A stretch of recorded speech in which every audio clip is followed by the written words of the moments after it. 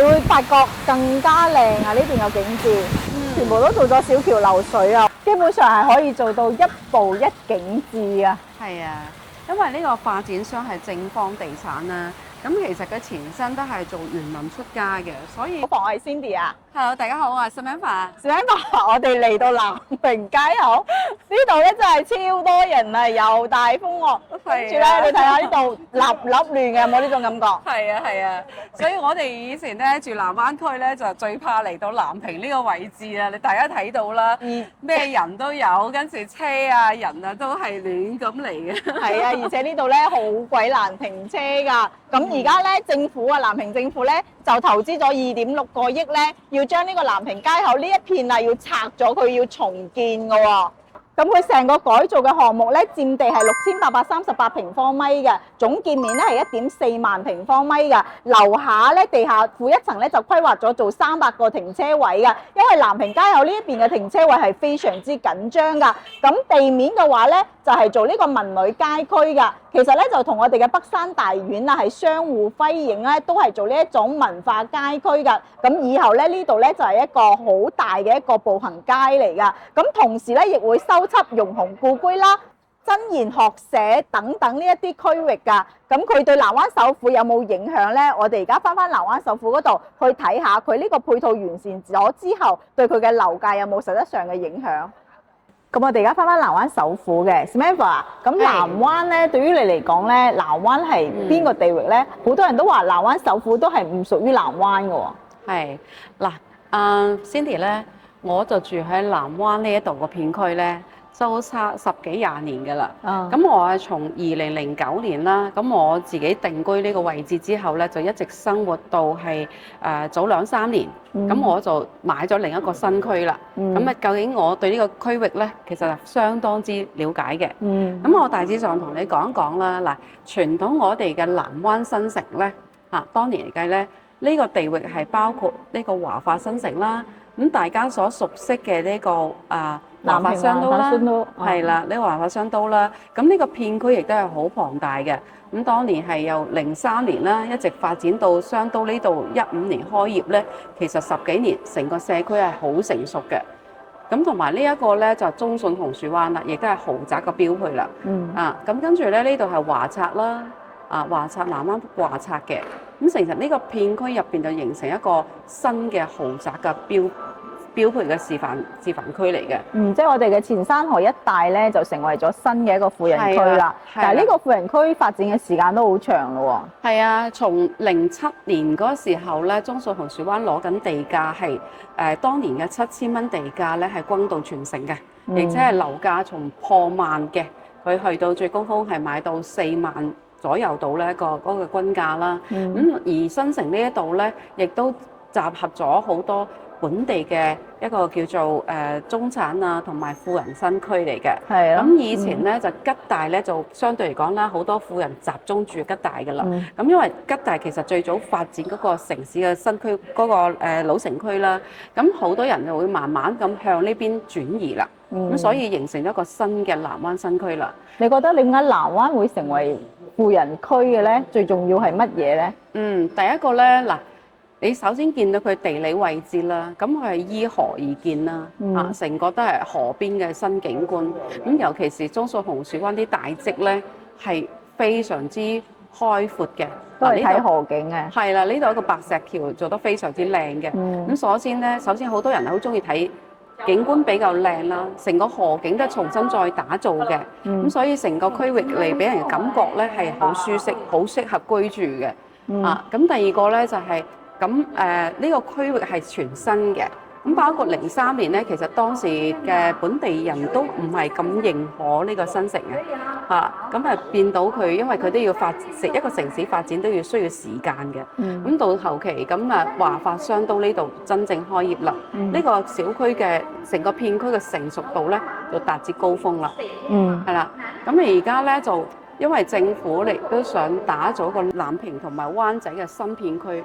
成咗個片區有個將呢個城市嘅核心點咧向周邊去延伸啦。咁所以而家所見嘅我哋所處呢個南灣首府咧，亦都係喺南灣新城嘅規劃入邊㗎啦。咁珠海市政府咧，佢亦都係投資咗預計投資1650億去打造呢個南灣新城㗎。咁佢就擴大咗好多區域啦，包括南屏灣仔啦，仲有前山河片區啦，包括我哋前山河嘅一個格力電器片區啦，以及呢一個紅灣同埋保稅區咧，都納入南灣新城呢個大嘅片區。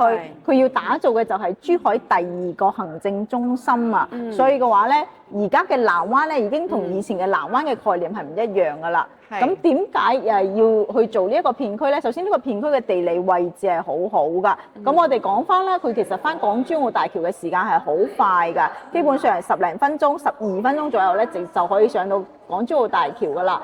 咁呢一個位置嘅話，佢離我哋嘅拱北口岸亦都係好近嘅喎。以前嘅拱北因為嗰度已經係20-30年嘅樓齡啦，所以好多人而家租屋咧都改咗，由拱北口岸改成去南灣嗰度租房住噶。包括一啲勞工啊、澳門勞工啊，或者係一啲大學生都會遷移過嚟，可能通勤時間會遠少少嚇，但係佢呢邊嘅居住環境係真係冇得頂噶。咁另外一樣嘢咧就係南灣咧，其實咧，佢呢個位置亦都係享受到而家目前珠海最多嘅一個商業配套，包括有頭先講到嘅華發商都啦。咁呢一邊嘅話，我哋呢個南灣北路呢一面啊，有超多嘅商業嘅喎，大佑里啦，包括 Coco City 啦，呢啲全部都係呢個區域㗎，都係仲有我哋呢個環宇城啊，其實離呢個片區都唔遠㗎，基本上佢位置啦。2到3公里嘅範圍之內咧，係覆蓋咗珠海最全、最多，亦都係最豐富嘅一個商業㗎。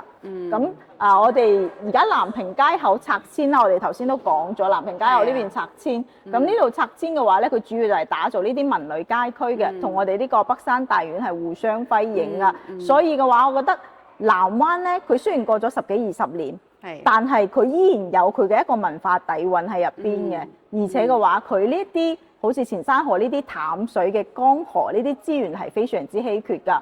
咁而家目前南灣嘅地已經係好少㗎啦，所以嘅話，新樓並唔多，只有2-3個項目嘅啫。其中一個咧就係南灣首府同埋對面嘅呢個華發天璽啦。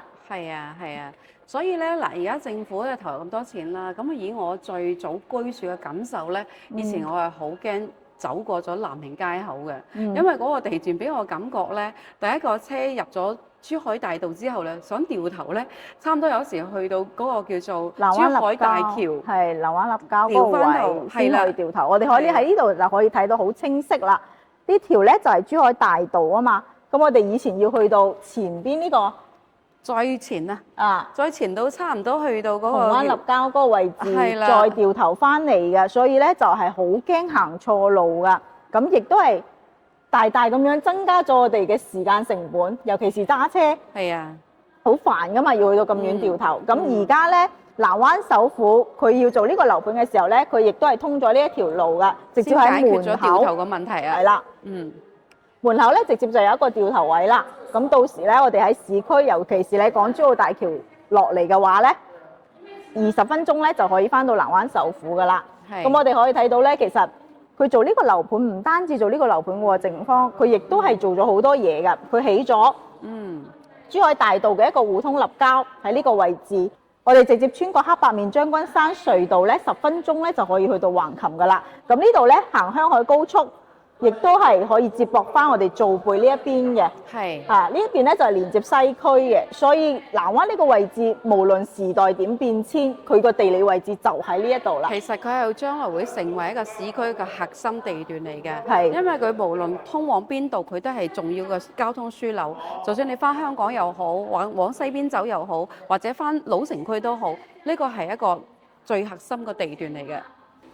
咁我哋喺沙盤度見到，其實成個南灣首府咧，可以話係成個目前南灣嚟講賣得最貴嘅一個項目。咁個貴係貴在佢有佢嘅道理㗎。首先佢嘅佔地係8萬方，咁佢建築面積係35萬方。其實對比華發天璽又好，對面嘅一個樂怡居花園又好，佢嘅規模都係要更加大一啲嘅。呢一種中大型嘅規模嘅樓盤咧，其實係好好用嘅。咁佢亦都係有15棟嘅高層，再加15棟嘅別墅去組成嘅成個項目。佢嘅產品線係好豐富㗎，包括有84、88平方嘅一個3房2廳2衛，呢啲戶型嘅話咧，而家目前嘅單價係25,000到26,000㗎。咁呢一啲大平層嘅話咧，佢係純板樓嘅設計嘅。咁佢有123、141，有185、169咁多面積段去選擇㗎。咁呢啲單價就要貴啲啦，大概係28,000到32,000嘅一個單價。所以佢呢個產品線係非常之豐富㗎。咁我哋再去睇翻我哋實體嘅一個示範單位。Samantha， 其實咧，南灣首府咧，佢真係4代宅嘅一個最先驅嚟嘅。首先咧，佢設計咗佢有成90幾米、成100米嘅一個入戶大堂啦，而且佢係採用呢種3進制嘅一個入戶庭院㗎，所以咧你就會見到呢種嶺南中式風。你自己中唔中意呢種風格？好大氣啊！首先我入到嚟咧，嗱，好似比如話我哋入去嘅竹篙灣啊，或者係以前嗰啲老宅咧，係冇呢個咁氣派嘅入戶大門嘅。係啊，所以我哋過嚟睇盤咧，都睇到口水都流埋。咁呢種中式咧，就真係因人而異啦。有啲人中意中式，有啲人就唔中意嘅。但係佢呢個會所咧冇得頂嘅，佢一共有3500平方嘅會所面積啊，亦都係我哋目前珠海呢一邊在售嘅一個4代宅嚟講咧，係一個算大嘅一個會所啦。你睇下呢啲會所咧，全部都係已經整好晒啦，呢啲設施已經係有人去使用㗎啦。其實咧，設施對於港人嚟講咧係非常之重要嘅，係咪啊？因為咧好多佢哋買樓咧係想享受呢個配套生活啦，佢哋比較傾向於一啲現代嘅生活嘅。咁譬如話平時放假落嚟啦，可以做下 gym 啊，同埋做下健身啦，都比較健康嘅一種生活啦。係啊，同埋又唔使去咁遠啦。係啊，又唔使揸車喎，自己屋企樓下咧就可以滿足到咯。所以我哋話買一套樓，佢唔係淨係買呢套樓本身嘅，佢仲要買呢個小區，即係買呢個屋苑佢嘅配套設施啦，仲有佢外邊嘅一啲配套噶嘛。係啊，同埋佢哋港人咧就好着重翻呢一個會所啦。咁但係其實佢哋同我哋諮詢嘅時候都會問下，喂，有冇會所啊？有冇啲好正嘅會所啊？我話係啊，新4代其實都好着重翻成個配套嘅發展啦，同埋啲園林設計啊、戶型啊各方面，其實都比之前嗰啲戶型咧。嗰啲小屋苑咧，其實係優勝咗好多嘅。係啊，無論係而家在售嘅二手樓啦，就算好似中信紅樹灣又好啦，綠景曬月灣又好啦，呢啲盤咧全部都係冇會所㗎。咁而且樓齡亦都係咁耐啦。咁當然啦，南灣首府嘅話咧，佢就睇唔到江嘅。但係佢咧有一個好處就係喺山。佢而家佢可以做到全南向咧，就係睇山景啊！我覺得呢個都係佢嘅一個賣點嚟㗎。係啊。所以其實呢個地段咧，其實都幾大爭議嘅。咁出邊咧就係珠海大道啦。咁有啲人就唔中意太嘈嘅。咁可能會中意翻靠園林啊，或者係靠山呢邊嘅景觀啦。咁同埋咧，其實港人都好中意喺大陸呢邊買啲景觀比較開揚嘅啲單位嘅。係啊，其實咧成個南灣首府嘅話咧，發展商都係好醒目嘅，人哋計過條數噶嘛。佢就將呢啲細積單位，即係我哋易上車嘅單位咧，全部做晒喺路邊，而且係以塔樓為主噶。咁佢入邊咧呢啲大平層咧，佢嘅景觀咧就係睇山景，甚至乎你高層啊，仲可以睇到水庫景啊。所以嘅話都係一分錢一分貨咯。哦，明白。其實咧嗱，仲有一樣嘢咧嗱。對於嘈同埋唔嘈之間咧，其實都係兩體化嘅。咁你譬如話你喺香港嘅生活咧，其實你都係城市入邊㗎啦。咁其實都大部分嘅住宅都會，即係越係方便便利交通越便利嘅地方，其實都係靠近啲主路嘅。咁其實對於港人嚟講咧，有啲係唔 care 呢個問題。咁但係有啲咧話，我生活咗咁耐咁逼仄嘅環境，我翻到上大陸，我肯定係想揾一個清靜啲嘅。咁啊，所以睇個人嘅需求啦。係啊，呢度咧會所都有恒溫泳池㗎。哇！我而家30幾度，出邊呢個恒溫泳池比出邊嘅溫度仲要高一啲，所以夠晒啊！你即係幾多度你落嚟游水都 OK 啊。係啊，嗱，比如而家我哋嘅新式嘅住宅啦，如果連標配嘅泳池同埋健身室都冇咧，呢啲住宅可能將來都比較麻煩啲啦。係啊，所以好多人咧，佢翻到嚟大陸，而家佢好醒目㗎啦。就算貴少少都好，都要買4代宅，就係咁嘅原因啦。係啊。咁我哋而家咧就翻去我哋嘅示範單位，再同大家去睇翻佢嘅戶型。翻嚟園林咧，感覺就真係好舒服。呢個園林基本上係可以做到一步一景致啊。係啊，因為呢個發展商係正方地產啦，咁其實佢前身都係做園林出家嘅，所以佢出身嘅，咁佢本身對於園林嘅設計上面咧，係比起其他發展商更有優勢嘅。所以而家咪好多樓盤抄佢咯。你睇下，尤其是我哋由住宅區去到我哋嘅別墅區咧，你會發覺更加靚啊！呢邊嘅景緻，全部都做咗小橋流水啊，好舒服。係啊，所以其實你好多客咧，即係業主或者係朋友過嚟咧睇呢個盤啊，俾我哋最大嘅感覺係佢個園林真係好精緻。係啊，你行到邊都會睇到佢嘅景觀啊，做得非常之唔錯㗎。同埋有別墅嗰啲樓盤咧，我覺得就係唔一樣。多咗個別墅區咧，佢嗰個高端咗好多，成個層次係唔一樣噶。所以你話南灣首富點解貴咧？人哋係貴得有原因嘅。佢打造一個咧就係高端嘅住宅群啦。首先佢個硬件嘅配套咧做得比較好，同埋咧佢真係抌咗好多錢、好多資源落去做呢個園林啦。咁同埋佢嘅定位咧都係比較高端嘅，佢包括有別墅嘅。咁而家我哋入緊呢係別墅區域啦，而且我好中意佢啲風雨連廊啊！佢基本上咧，你落雨都唔使驚，其實即係園林點樣逛都係好嘅。嗱，我見呢度嘅別墅咧，其實已經開始交咗樓噶啦喎，同埋裝修緊噶啦。係啊，我哋之前咧有一個客戶，佢都係買咗個千幾萬嘅別墅，然之後咧仲係要使翻千幾萬去裝修喎。所以我哋而家係啊，我哋而家咧就爭取緊，可唔可以揾到呢個案例去拍俾大家睇下人哋別墅係點裝修嘅。係啊係啊，可以提高一下自己嘅審美。真係好期待啊！佢因為佢係成個中式噶嘛，所以你會見到佢係又現代又中式嘅。佢唔會話好現代嘅別墅，但係佢睇上去咧，呢啲別墅咧就一啲都唔老土嘅，呢啲新中式元素。其實佢係嗱，有好簡約嘅線條嘅。嗱，你見到啲新中式嘅元素啦，嗱，譬如話嗰啲線條係好簡約嘅，將之前好繁瑣嗰啲中式元素咧，變成一個簡單嘅一個圖案或者係一個設計咧，就變成一個現代加中式嘅設計啦。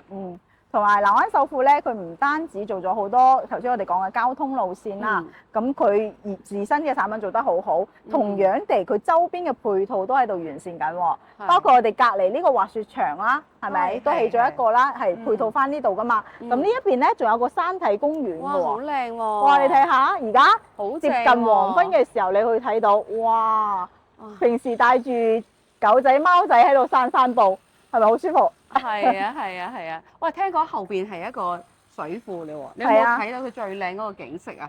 有啊，我哋有一個示範單位係睇到佢嗰個好靚嘅水庫景，我相信好多朋友都睇過㗎啦。咁呢個水庫其實佢係貨翻澳門嘅一個飲用水㗎，所以佢一啲污染都冇㗎。所以南灣呢個地方咧，佢亦都係有一個特殊性嘅。點？係啊，我見到佢咧，雖然話成個小區屋苑樓下咧都唔係話做一啲商業配套啦，但係佢旁邊係一個鄰里中心嘅。咁基本上我哋嘅即係平時買餸啊，即係煮嘅飯食嗰啲或者係超市啊，其實都有齊晒嘅喎。係啊，所以嘅話，你過到嚟呢邊你睇下，佢同呢個山啊，基本上係融為一體嘅啦，成個屋苑。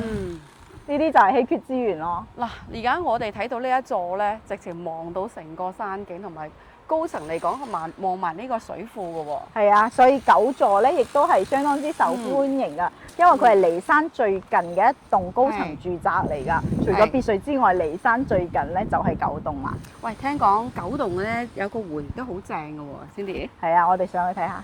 Samantha，我哋睇翻呢個戶型就係141方嘅。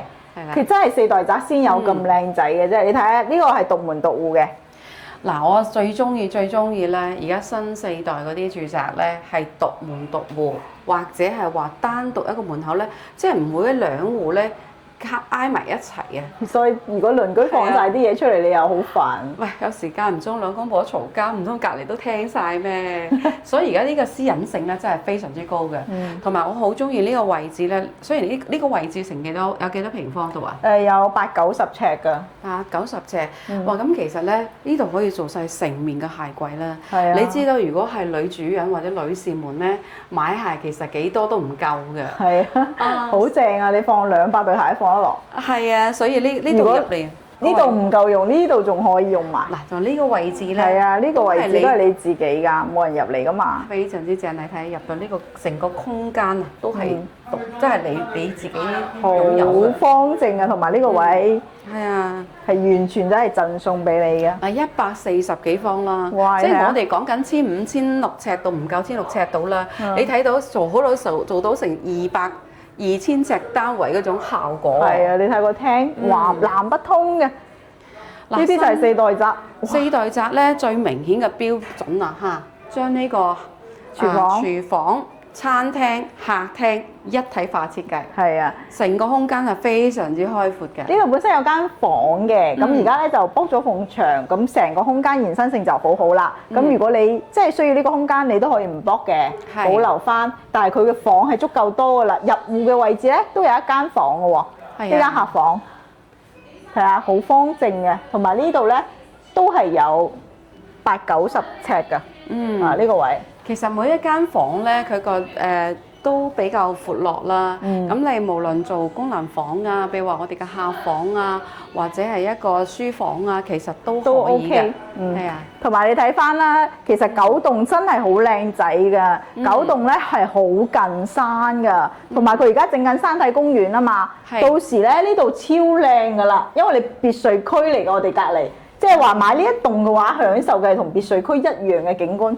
係啊，甚至乎比佢更好。哇！如果高層些少咧，望落個 view 真係好空曠、好舒適啊！係啊，仲睇到水添啊！係啊，呢度有成5.3米嘅一個開間啊！嗱，好多港人咧買樓咧，一係望前面有海啊，或者係湖景啊。你知咧，一開門見到水啊嘛，水為財。我自己係好中意山景嘅，因為山係好有意境啊。你陽光充足又有一個景，你落雨又有一個景。係啊，好夢幻啊！係啊，就話呢個露台咧，其實佢會係分開嘅。嗱，咁佢同天璽唔同咧，天璽交流咧已經有晒呢一個風窗㗎啦。咁但係南灣首富咧，你可以自己選擇。咁本身呢度咧已經係有個落地嘅推拉門㗎啦。